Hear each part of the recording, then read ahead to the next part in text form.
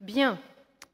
Le 9 décembre 2022, Monsieur le maire adjoint en charge de la sécurité de nos concitoyens déclarait publiquement dans cette enceinte à 2 reprises « passer 4 fois par jour, place Richebé ».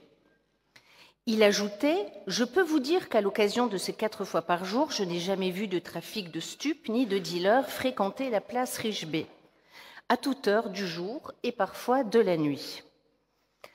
Avec autorité, Monsieur le maire adjoint déclarait avoir un regard beaucoup plus avisé que le mien, vraisemblablement. Il ajoutait cependant avoir installé une caméra de vidéoprotection pour avoir une vision particulière de cette place. J'étais, concluait-il, totalement à côté de la plaque.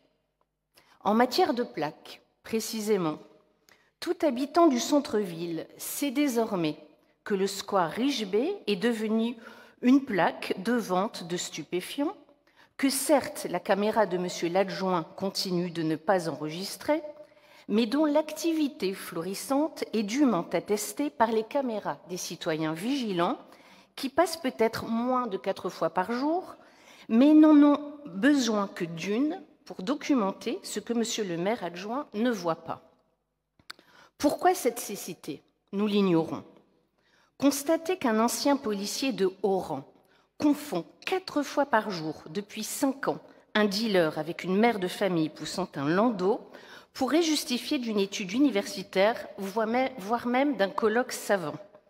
Il n'en reste pas moins que la drogue circule aux yeux de tous, sauf d'un seul, et que vous avez le devoir d'assurer notre sécurité.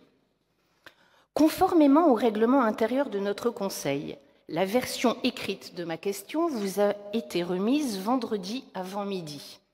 Monsieur l'adjoint à la sécurité a depuis lors traversé 10 fois la place en s'assurant qu'il n'y voyait rien et ne manquerait pas de me le confirmer.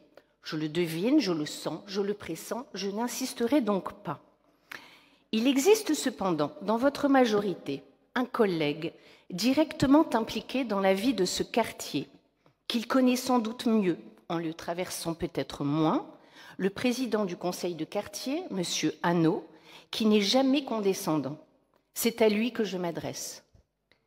La sécurité du citoyen est un droit constitutionnel. C'est aussi l'un des fondements du contrat social. Si les citoyens renoncent à la vengeance privée, c'est parce que l'autorité publique les protège. Et lorsque le représentant de la dite autorité faillit à sa tâche avec pertinacité, le danger existe que le citoyen se sente libéré de toute réserve et recourt à l'autodéfense.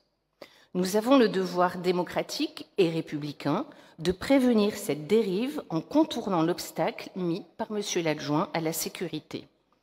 Je vous sollicite donc, monsieur le maire, afin que le président Hanot réunisse les commerçants, les membres de son conseil de quartier, les riverains impliqués aussi, pour constater, pour proposer et pour réagir.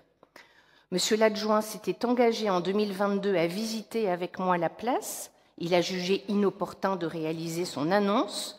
J'en prends d'autant moins ombrage que je sais le président Hanot homme de parole et d'action, et je prendrai plaisir à m'associer à cette visite en sa courtoise compagnie. Dois-je le préciser pour conclure? D'autres quartiers sont concernés, d'autres présidents de conseils de quartier sont investis, d'autres visites gagneraient à être organisées. Je vous remercie.